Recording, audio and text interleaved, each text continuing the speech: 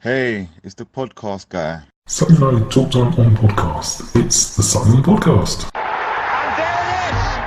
Sutton United of the GM Vauxhall Conference have put out First Division Coventry City, winners of the FA Cup themselves less than 2 years ago. And what a moment to enjoy for the fans of this Surrey side. They've had their moments before, but never one like this. But the whistle goes now. Delight for Sutton United. Sutton United from the National League are through to the last 16 of the FA Cup. No longer English football's perennial non-league club. A 123-year crescendo reaches a new peak for Sutton United, who are promoted to the Football League for the first time.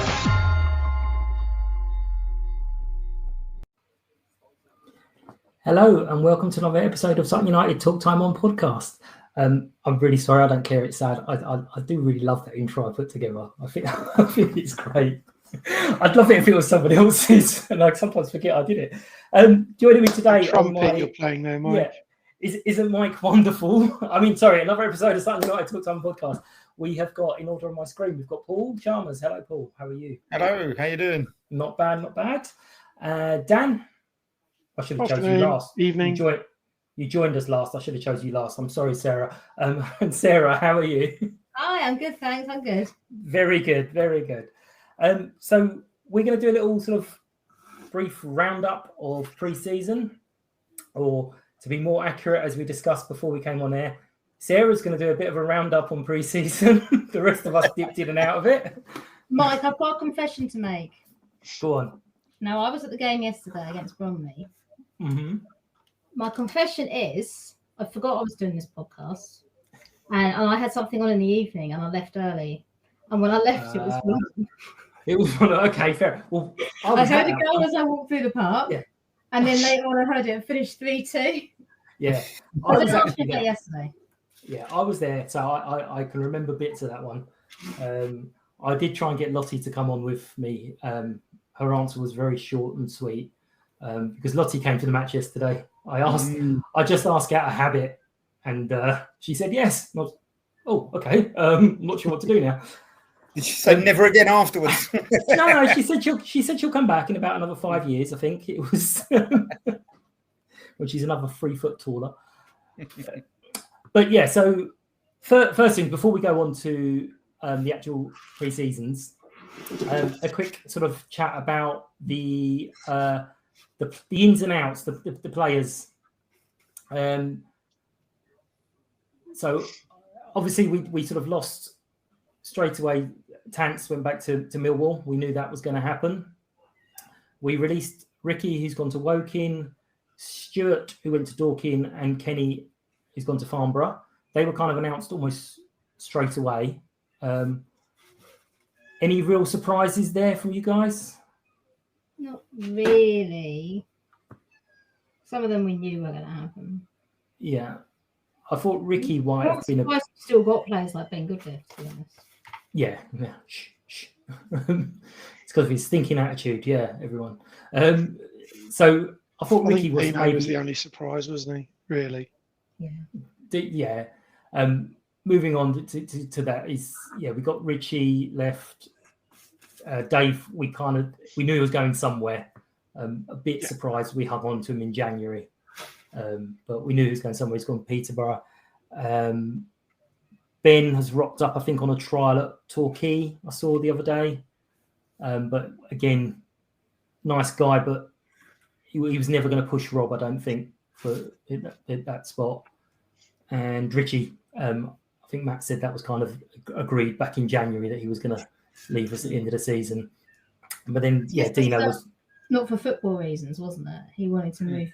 No, I think possibly if he was the main man, he might have put up with it a bit longer. But when he's not the main man, you kind of think, actually, you know what, I'd rather be home and not be the main man than... but again, every single one of those players, you wish well. I was a bit worried Kenny didn't have a club for a little while. And I was sort of like furiously checking, sort of going, surely someone's picked up Kenny, come on. And then, I was very pleased to see he's rocked up at Farnborough. But Ricky, I was a little bit wasn't sure because I'm not sure if he ever, not that he didn't have a chance, but what were your thoughts on Ricky? I'm not surprised he left because he didn't really feature much last year. But he also was a bit unlucky in some respects in that whenever there was a sort of a window for him to have a chance, he was either out injured or, I mean, at the start of the season, we had that sort of couple of little injuries which gave him a little in, and he got COVID early in the season, and that was him. It knocked him back, and it took him a month or so, 6 weeks to get fit again. And by then, Dave was back, fit, firing. So he's only in his really sort of things like Pizza Cup or stuff like that. And then when he did get a chance later in the season at Walsall, he was bloody terrible. Yeah. Didn't really help his cause much. It's not easy to be that bit part player, though, is it? To come in and to have an impact quickly.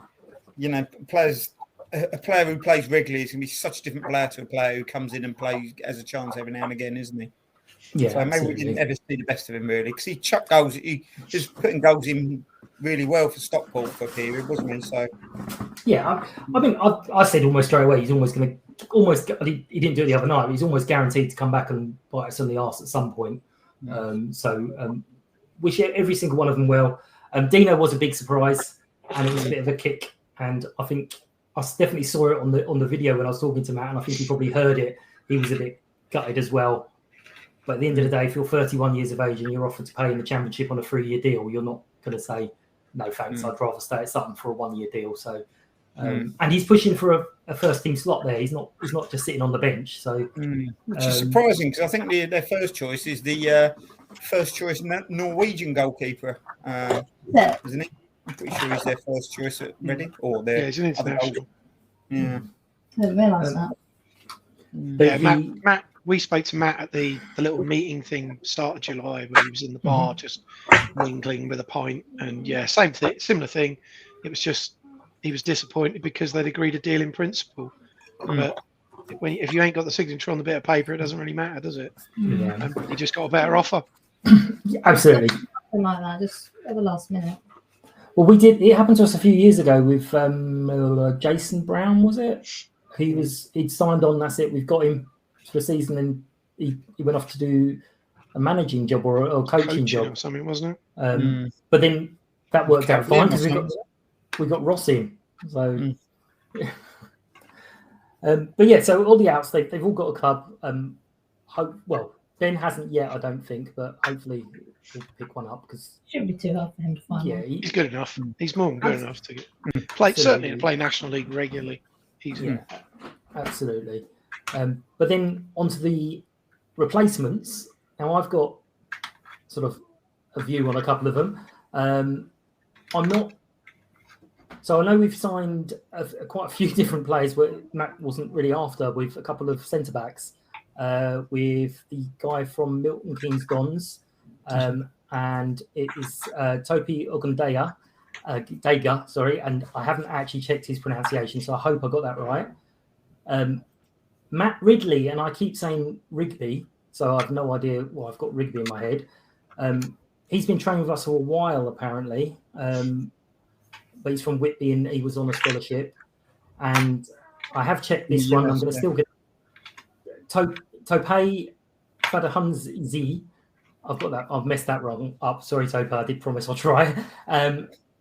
He scored loads of goals for Loughborough, and he seems very keen to be here. He's a Sutton boy, isn't he? He's a Sutton boy. Yeah. I don't normally sort of butcher the official media, but on that interview he did the other day, I was just like, I'm stealing some of this, because he was just so happy to be signed for my hometown club. I was like, we love him already. He's a similar build to Isaac, isn't he? Is he? I wonder if he's looked at as the Isaac kind of replacement. Yeah, he said he's hoping he gets a chance and doesn't get shipped out on loan, but he thinks he will be going on loan. I think he probably will. And then Roman from the academy, who I'm not going to pretend I have huge knowledge, but the little bit of the games I went to the academy, he definitely stood out, possibly because he was playing right back and that's about as far as I could see where I was looking. Just, oh, he looks good. It's the only one I can actually see. They're the kind of extras. I think Tope might get a chance, actually. I think he might get a go early on, just because we're still short a striker in Matt's eyes. So I think he might be sticking around for at least to the end of August anyway, till the window closes.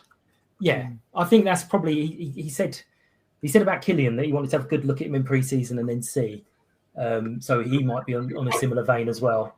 Then the replacements, if you like.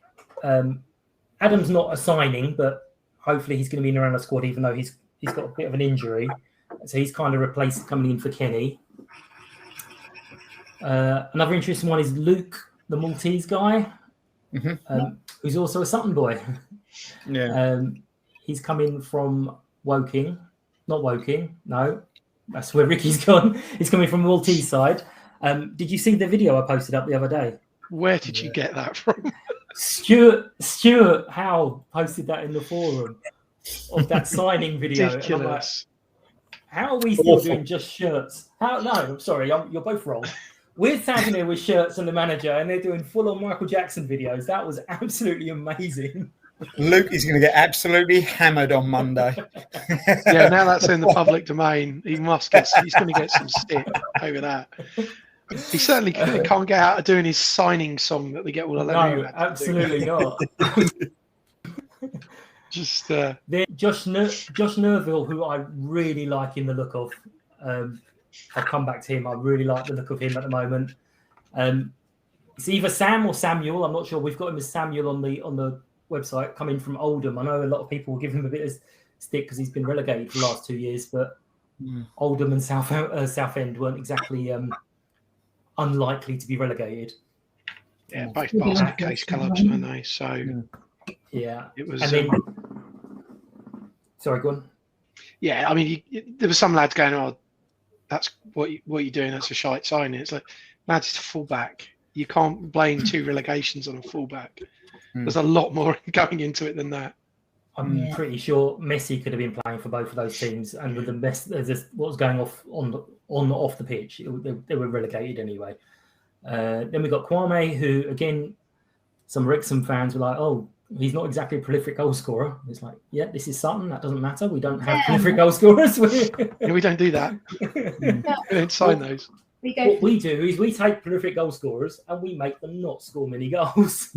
Speaking about you having Messi in your side, he'd get 7 or 8 for us. Yeah, tops, and that's only if he took penalties. But it's always a team effort, isn't it? The goals get shared around. The goals, absolutely. Everyone works for each other. You look at the job that Omar does for the team. He's a striker, but he is everywhere, isn't he? No one works harder than him. Yeah, and then I think that's what Kwame's more like. I think Omar. Exactly. I think he's going to work hard. And if the goals are spread around, it's the loss of one player. Although Dave is a big loss, the loss of one player doesn't affect you so much. Definitely I think Newport are going to struggle because they've obviously lost Dom Telford, who scored like. And the other guy as well, Baker Richardson's gone as well, hasn't he? Yeah, they've lost a few loanies as well. They all left. And the last signing was Sam Carter, the goalkeeper. I'm not sure whether he was signed as cover for Dean. Sorry, who's the goalkeeper? Not Sam. No, I said that wrong. Jack Rose. Who's Sam Carter? Or did you say Sam Hart? Did you say Sam Hart? I said Sam Carter. I have no idea where that name came from. Not a clue. But you edit that bit out, Mike. Should do that no, sorry. What's the point? The problem is it's live. Yeah. The keeper he signed quite quickly after Dean left, so I'm not sure whether he was planned to be signed anyway, and then he's now been thrust into it, and we're still looking for one. So I think Matt said he's still looking for one more keeper and possibly one more forward. But then Matt also said he wasn't looking for any centre backs, and he signed 2 of them. So plenty of time as well, though, isn't there? Ideally you want them signed before the season starts, but it's likely to be another loan. And as we've said with some of our young uns, you're going to keep them as long as possible and then decide to loan them out. But Josh, I'm very excited. From what I've seen of him, I've kind of said he's a bit like Dave with a little bit more at the end product. I again love Dave. He can run past people for days, but then sometimes he kind of just got a little bit, what do I do now? Whereas this Josh does look a little bit smarter there. From what I've seen of Josh, he played, I think, both times on the left. Mm-hmm. So I don't know how that works with Will. Can Josh play on the right? Are they both competing for one spot? Josh can play apparently on the left, the right, and as we saw, or I saw against Bromley and Sarah saw up. Oh no, Sarah's gone by then. Up front as well. Oh, I see. I have gone by then. No, you'd left the match there. You left early. Yep. Sorry. One of those. But yeah, I think it's looking overall. The first team, the sort of first 11, maybe hasn't been strengthened, but the squad overall has definitely been strengthened. Would you agree with that? I think we have more depth. We've definitely feels like we've got a bit more depth there now. I mean, that's why people like Ben were moved on, because I'm guessing Matt thought he was a decent player, but didn't. Getting Callum Hartin was an upgrade. So, side looks stronger, but yeah, it needs. I think Matt again needs to kind of just work out who his first 11 are. Yeah, absolutely. I think we had a bit of a clue yesterday, although Lou came off. But Matt's extra protective of everyone in pre-season. I think if someone sneezed a bit heavy, he'd be taking them off and say, I'm not risking anything. But on to the games, there wasn't a huge amount that excited us with the announcements of who was available, opponents-wise, sorry. So we started off with Dorking. Who went to that one? Paul, you went to that one? Yeah, I was there. And Sarah? I was at that one. Yeah. How did that? So apart from the toilet debacle, how was the whole experience at Dorking? I can barely remember it now, Mike. It's weeks ago. I have some memory of it, as I've only done a couple of the games. I thought we looked really sharp. I thought we were looking fit. I thought we looked above and beyond Dorking. I was really quite impressed with how we were knocking the ball about and how sharp we looked. Yeah, I was.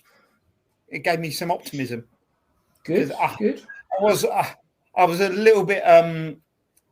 There was negative moments for me, I'd say, in post-season before pre-season started. I was a bit concerned about the lack of signings and the lack of information. I was seeing all these other clubs signing these players who weren't out of contract for another month, yet they were still signing them. And I know I shouldn't have, and I think it was just post-season blues, and it was unnecessary. But I think I had just a bit of negativity about me for a week or two. But knew it was coming together. I knew it had come together, and it was unnecessary. Well, they all did seem to be doing that. We sort of hung on until July the 1st. And I think there was an account that asked me the other day, any rumours of signings, and I just went back and was like, no, we're really old school. I said, most of our fans, if we saw someone, if Messi was in the bar, you wouldn't hear a peep out of us until it was signed, because we're like, not really our news to tell yet, is it? So yeah, all these other clubs putting up players not out of contract, as you say. Technically, they should be paying a fee at that point. I did wince one of our interviews where he said he'd been training with us for a few weeks now, and I'm like, no, you haven't. Shush. Then we moved on. We won that 2-1, I think. Then we moved on to Havant. Sort of wave hello to a few old faces at Havant. Any memories of that, Sarah? Or Tried to, but none of them waved back. Yeah. I don't know what that was all about. Shocking. But yeah, another win, more minutes. Dulwich won that again. Yeah, 2-0. I think that one was. That was a new ground for a few people, I think. When was the last time we played there at Dulwich prior to? We were just thinking about that. Someone was saying it was like 2008 or something like that. I'm sure. Yeah, it was more. It was over 10 years ago, I think. Someone said. Fisher Athletic. Did it change much? But yeah, I thought it was more recently, but I think that might be my memory playing tricks. Sorry, can you hear me? I'm sorry, I've got my back to the yeah, I think my memory's playing tricks on me, but I swear I've been there more recently. Did it change much, Sarah? Is it still? I know they've obviously got quite an increase in crowds down there at Dulwich, but has it changed much? Not. I mean, the old. It's the same old ground, really. They've smartened it up a bit. It looks all right. They had some lads cooking the Greek food in the open, which is quite nice. All right. Very nice. Very nice. Then we came on to our big blue ribbon friendly against Charlton. I don't want to bet on the season long things, but I think I'm going to have them getting relegated because they were not very good. I thought they were fairly solid at the back. They dealt with most things we threw at them. You know, they got a block in or a foot in when they really needed to, and I thought they marshalled the aerial stuff, the set pieces, really well. But yeah, they didn't have a lot going forward. They created next to sod all. So yeah, we should have beat them. But I think they were terrible. They weren't particularly inspiring, though, were they? No. Then it's pre-season, nobody is. Yeah, true. But that was our first little look at them. That was our first little look at the sort of finished ground now, or not finished, but partly finished ground and the pitch. What did you think of the nice shiny away end? I love it. Does look good. Yeah, it looks great. Yeah, one of my not fears, that's not quite there, but when they had a shot and their whole crowd behind the goal went ooh, and it just echoed, I was like, yeah, that's going to sound loud when you get like Bradford in there. It's going to be very, very loud. How did you find the view on the TARDIS as well, as it's become known, the TARDIS Terrace? That was only open yesterday. And yeah, AB is very desperate for a lot of people to go and try. And it looks fine. It's just the wrong angle. So he's like, why don't you try it for the game? And I was like, are you joking? Because on the Woking match, I actually went to talk to someone in the stand and I thought, I'll just stay here for the second half. And we conceded a goal. So obviously I take the full blame for Woking. But no, a few people went on there. There's quite a few pictures, and I can see why they call it the TARDIS. So I put a little picture up of me sort of standing at the top of it, and it is a lot bigger than you think it is. Did you try it out, Sarah, yesterday, or did you go to the TARDIS stand? I did. I thought it was fine. I quite like the view from it. Some people complain about the dugouts blocking some of the view. Now I'm like 5 foot tall, and most things block my view, but I was fine with that. And the dugouts are coming out soon anyway. But to be fair, that's with not a lot of people there. But then there were, I mean, it wasn't empty because a lot of people were trying it out. And the away stand, obviously, against Woking and yesterday against Bromley, we got the chance to sit in the away stands. Did you try that as well? I know a lot of people sort of love the idea of going back behind the goal. I've tried that. Yeah. Nice little throwbacks for people. The seats, I like the yellow seats. They're not very comfortable, though. I don't know what it is about them that I didn't find very comfortable, but I don't know. Maybe it's just me. The plastic seats. What's the bottom? They're never going to be not used to sitting too much, are we? Yeah, and I was going to say, you normally stand up. That's what it is. You normally stand up. Football grounds anyway, you know. Was the concourse behind open or? No, I did have a sneaky peek and there wasn't anything to peek at. So I kind of went around there and AB was there. So I got a little like mini tour and I was told where everything's going. And it should be ready. It should be ready next week. Okay, that's 7 days away. Okay, fine. So yeah, no, it's full of confidence. So there's going to be behind there. There's going to be a bar, some food area, some toilets still to be plumbed in, and it's like a storage area as well. At the moment, it's all tarmac, but some Astros going down to make it a little bit nicer. It does look nice. So yeah, we hopefully get less moans from away fans this year. He has what you do. There still be moans. Yeah, I mean, one little moment which I know everyone here is going to be really upset about is the toilets in the away stand, in the away area, will be demolished at some point. They're not going to be held as like a relic museum.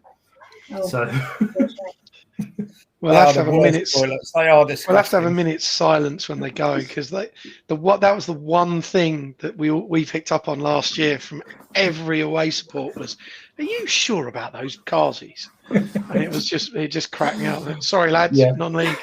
yeah, it was. These are the worst toilets I've ever been in. And I was like, "Woohoo, number one!" I assume they've disconnected the electric supply that goes in there as well. Being in the game, Wrigley was playing around with the electrics in the ladies' toilet. Yeah, it was. I'm gonna have to edit that. We have Paul saying he was regularly playing around in the ladies' toilet. I'm just gonna definitely edit that out. Listen to you. With the electrics. Yeah. Okay. But no, it looks good, and the pitch looks absolutely beautiful. I love it. Few warm days that we had, I kept looking at it going, that grass looks nice and cold. Let me just roll around on it. I would have been shouted at quite a lot. Sprinters born at the Woking game. I had a bit of a walk towards the pitch. Yeah, but no, it's all coming together. I think there's one more. Matt sort of said there's one more behind closed doors friendly. I don't know anything about that or who that's against. I don't think said who it's against. Yeah, I think that's going to be at the beautiful training ground. Interesting to have that video. There was talk of a video, wasn't there? Yeah. Once they've got it all set up, I assume it's not a priority to get that sorted straight away. No, I think we only fully had 100% sort of tenancy from, I think it was the start of last week. So now they're starting to put get rid of all the QPR branding and all our stuff's going in apparently. So I'm guessing that's what they'll wait for. Have all that done and then they'll do as a video. Yeah, absolutely. To see what it looks like.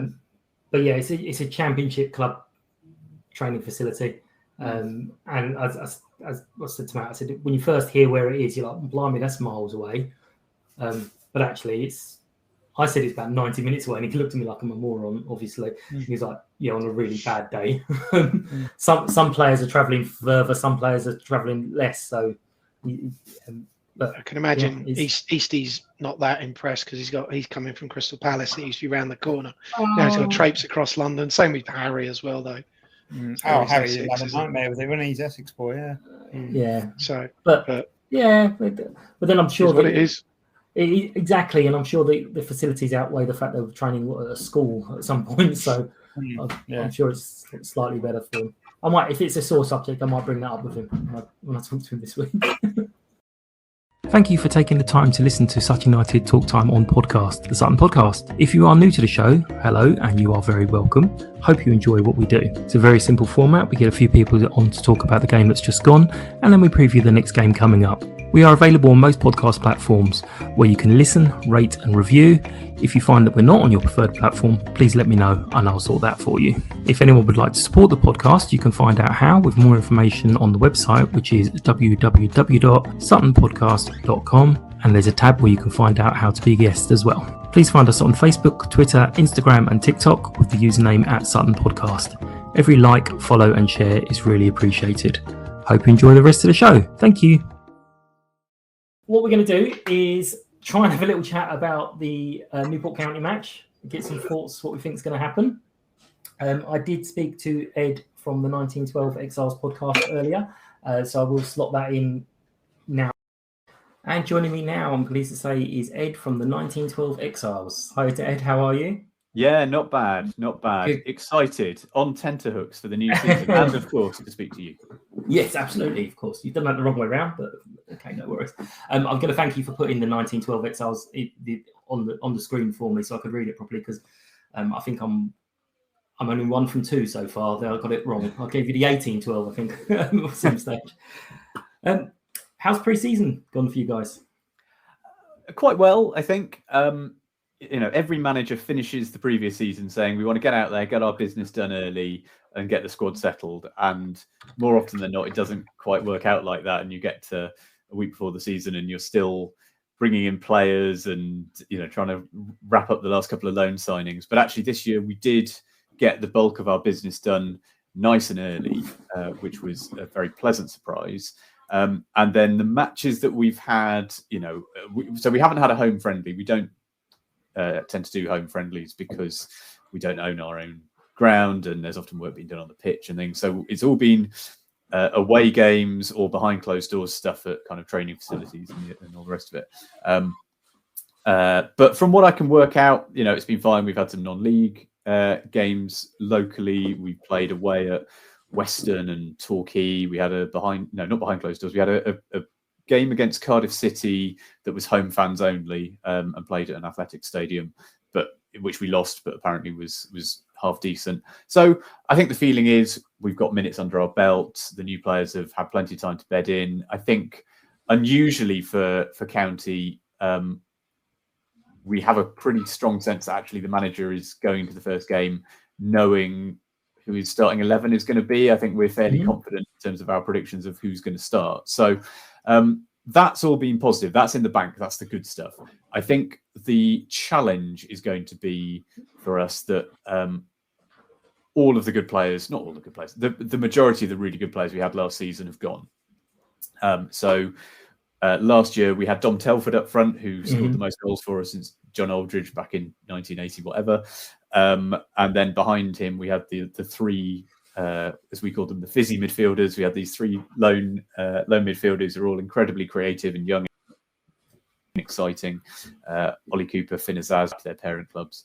And so we've been left with a defence that was pretty shaky at times, that is broadly unchanged. And then a lot of gaps that needed to be filled in midfield and up front. And I think whatever happened, we were probably going to struggle to replace the quality of players who've gone out the door. But we'll see how it goes. We have brought in a lot of players from Cardiff City's reserves over the summer, which has not been universally popular. But I think the players we brought in look solid. So we have brought in some creative midfielders in. Sam Bowen, who's come from Cardiff City. We brought in Aaron Wildig, who's been at Morecambe, amongst others. We brought in Adam Lewis on loan from Liverpool, who will play as kind of left wing back. I think we're all very excited about him. And then up front, we've got Omar Bogle, who's played again for Cardiff City and Hartlepool, amongst others. And a young lad called Chanka Zimba on loan from Cardiff, who I think we've got quite high expectations of. So we've got a fairly strong sense of where we're going, how we'll line up. I think it will take a little bit of time for some of those young players to bed in. And I don't think we're going to be quite as competitive as we were last year. But I think there's a feeling that this is a squad that's now going to start to build again. And it may take us another transfer window or two. But I think the feeling is quite positive. Yeah, you mentioned Dom Telford, who obviously scored a lot of goals. I'm going to be honest. I know my knowledge is limited and everything, but when he played against us at our place, I was like, "Is this really the bloke that everyone's raving about?" I couldn't quite. He definitely had a purple patch that ran from kind of autumn through till late winter, and then it tailed off a little bit. And I think that's partly because clubs were marking him a bit better, and because just the form perhaps wasn't quite so good, not just of him personally, but of the squad as a whole. So he did dip off a little bit. I think we'll be interested to see how he gets on at Crawley this year, because there was a bit of a sense that that season might be a one-off for him. Not because he's not a decent player, but because replicating that for another season or two is quite hard. So whether he's able to do it again at Crawley, I don't know. He was on fire for that bit of the season when everything he touched ended up in the net. But whether he can keep it going or not, I don't know. And he certainly by the end of the season dipped off, but that was true of the squad as a whole. It wasn't just true of him. Well, we there's been various discussions on our front, because we don't ever seem to get a striker like that. Even when people come to us with huge reputations of banging in goals. Oh, Mike, honestly, we don't either. And I mean, you can tell when spring is officially coming, because that's when people on the Newport County forum start saying, what we need to do is bring in a 30-goal-a-season striker. And you're like, well, yeah, everyone would like to bring in a 30-goal-a-season striker. That's not very easy to do. And the one occasion when we did have a striker who really was on fire, we were so dodgy defensively that, we ended up not making the playoffs in a season when everything, all of the signs were there that this was a squad that on paper was good enough, but we just were so shaky at the back. And like I said at the start, the shame of it is, the players who made us incredibly strong up front have all gone, and the players who were a little bit ropey at the back are still there. So that's going to take us another window or two. Right. Okay. Well, we had several players last year. I don't think we had anyone score 10 goals, but we had quite a few goals spread around the team, which for a team like us, I think it's probably much better because you're not relying on someone. I had Matt, the manager, on, and he said, to be fair, unless you're Manchester City or Real Madrid, every player's got a price. So even if someone comes in and does really, really well, you're only going to have them for a few months. So it's not worry. But that fills me with a little bit of confidence because our first team hasn't really changed an awful lot. So you don't need that bedding in period. So thoughts on Saturday specifically? What are you thinking? I think it might be a bit of a cagey game because it feels to me as though Sutton are still, your team post transfer window is still going to be kind of working out who goes in where and how it all fits together. I think we've got a bit more of a sense of what we look like, but I think there's a lot of players in there who maybe this will be their first taste of league football for some time. We've got some young players, we've got players in on loan, and I think it'll take them a bit of time to, because pre-season games are great, but it takes a while to really get up to speed. And we saw that even with the three extremely good loan midfielders we had last season. They didn't walk straight into the side. It took them a few months to sort of find their feet. So I think Newport will probably find it's going to be late August, September before we really start to motor away as a team. And I think Sutton, you've probably got a stronger squad overall, maybe, but you haven't yet worked out what that starting 11 is. So I can see it being a tight, cagey game and maybe a draw. Right. Okay. And for the season, what do your? I know you kind of hinted. We at the end of last season felt very very interesting for us because we had a little spell in April where we were kind of knocking you out of the playoff contention. Then we knocked Mansfield out of the playoff contention, and then we played Bradford, who had nothing to play for, and they smacked us off the park 4-1, which basically almost knocked us out of it. So, what are you hoping for the season? Back to the playoffs, or? Yeah, well, I think it might be difficult. We had a similar thing last year where we'd go and win at Swindon or whatever, and then we'd have a home game against Hartlepool or Crawley, and in front of a big crowd, and we find a way to stuff it up. So. Even last season with the incredible midfield we had and a striker who was scoring goals for fun, we still, in the final analysis, finished 11th.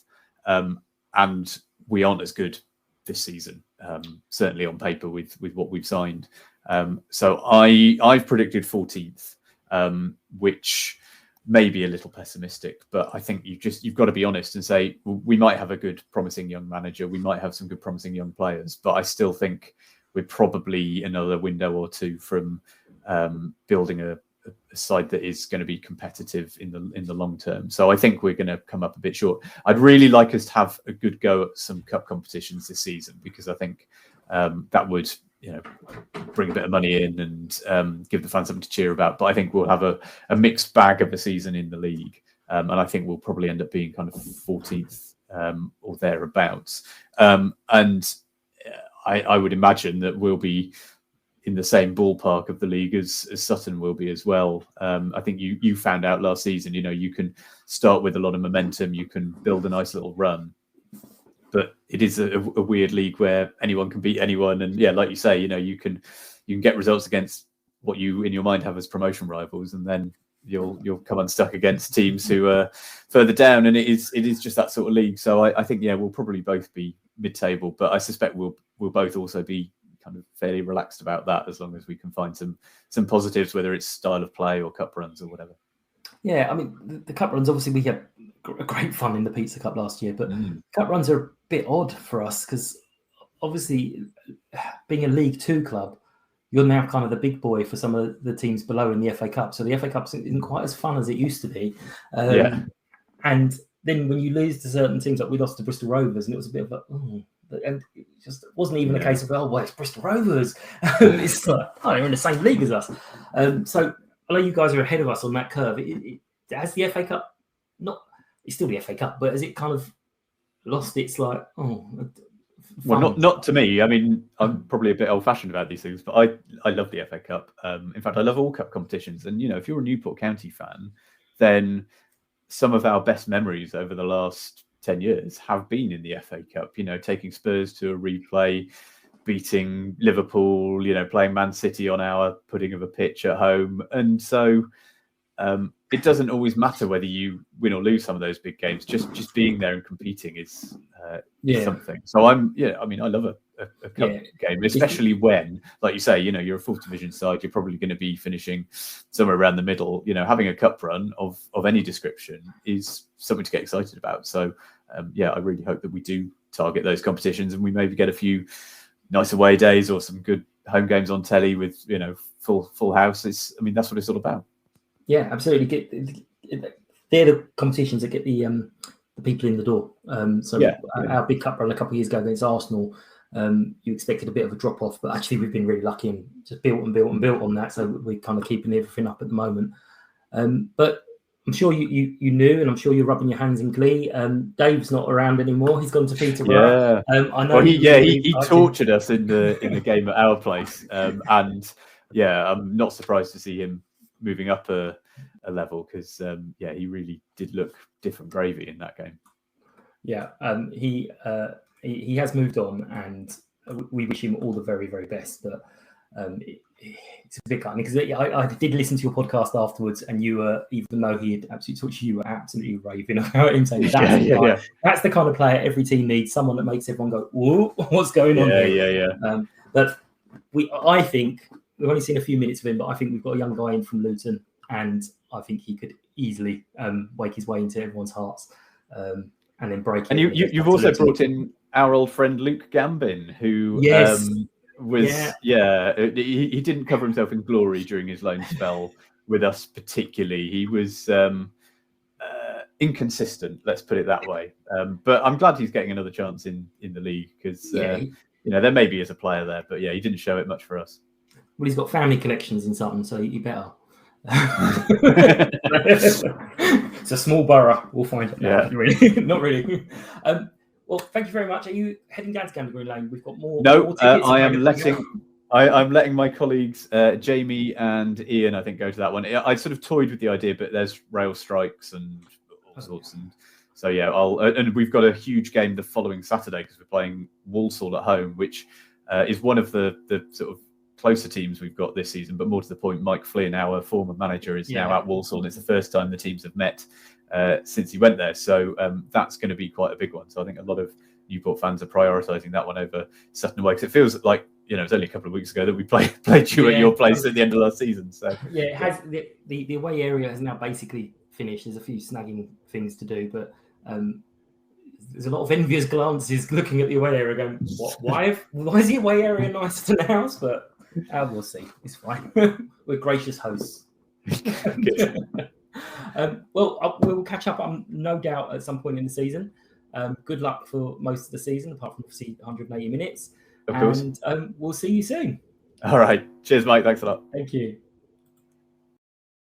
And we'll sort it in. So you guys have to listen as well. Haha, that's at least 3 listens this week. But what are your thoughts? Really early to talk about how things are going to go. They've had a bit of a rebuild and they've signed quite a few players who he's quite happy with, but worries they're going to take a bit of time to bedding in. So we'll start with the person who's seen all the friendlies, although I can't remember them all. Sarah, what do you think is likely going to happen on Saturday? I I find it really hard to call, to be honest, because after pre-season, I mean, you haven't seen their pre-season, you don't know what they're like. You don't really know what's going. I mean, you might know who someone has signed, but you haven't seen them play together.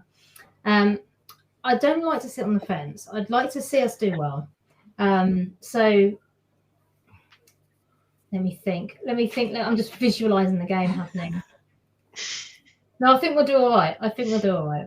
Yeah, good. I'll be very, very happy with a win. I think I'm looking for a win. I mean, we seem to have got past that opening day curse. It's not really a curse, but we didn't win on opening day for quite a long time. But we did lose on opening day last year. So, Paul, what do you reckon? How do you think it might go? Yeah, as I say, a bit of optimism has come about over the weeks of pre-season, which is very unlike me. But I'd like to think we could win this one. Yeah, as I say, massive overhaul of their squad. Ours hasn't really, has it? We've still got the nucleus. We've still got the spine of our squad. We've lost a 2 or 3 important players. But I think we're going to be all right this season. I don't think I'll never say that I think we're going to get close to the playoffs again, because that was just pie in the sky, wasn't it? It was absolute madness. But I'd love to think that we can certainly consolidate this season. Look at mid-table, as even if it's a couple of places, top half of the bottom half. I think I'll be relatively happy with that. I think the players that we've brought in, we don't know a lot about them. It is very unknown what will happen. So it's going to be a play it by ear thing and see how we go. But overall, yeah, hopeful that we might do enough for the win on Saturday and push on from there, really, and see how we go. Cool. Dan, what do you reckon? Yeah, it's. I mean, when we played them end of last season, even with Dom Telford up front, they were better than us on the day, but didn't really create masses. And like you say, they've had a complete overhaul of the side as well. So unless they've had a seriously good pre-season, I think I'd make us favourites. Yeah, I'd like to get an opening day win, just get that crossed off and get the first opening day win in the Football League, and then there's not a great deal left to get sorted. Then cross that off the bucket list, and then we can. At Wembley. And we can. Well, there's that as well. Yeah. But yeah, then we can crack on with the 50-point stuff and annoy everybody with that again this year, and just see where we get to. I don't think. I mean, there's quite a few. I've been looking for sort of people's predictions coming out, and again, the vast majority have us bottom half again. We're not quite as certainly doomed to relegation as everybody thought we were last year. But I mean, even when Saturday comes, I think the average was 12th for us. Right. So I'll take that. But around 10th or 12th would be cool this year. Yeah. But if we have another run, speaking to Matt, he said he wanted to improve this year, but to get to 50 points as quickly as possible, and then push on. So I think he at least wants to try and get into the playoffs this year. Yeah, whether we will or not, different matter. Yeah, I mean, it is. A lot of people have said it is hugely wide open. So there's a couple of different people. I don't think there's really anything to be frightened of in this division. No, there's no one who you just look at and think, ooh, they're going to boss everyone around. So yeah, I think Stockport will be strong, but yeah, just momentum as they saw with us, as you saw with us last year. Yeah. They've kept a lot of that side, so brought in some quality as well. I've gone on a few times about Lemonhay Evans. What a great player he is, and he'll score goals for them. But I don't know if he'll get in the side.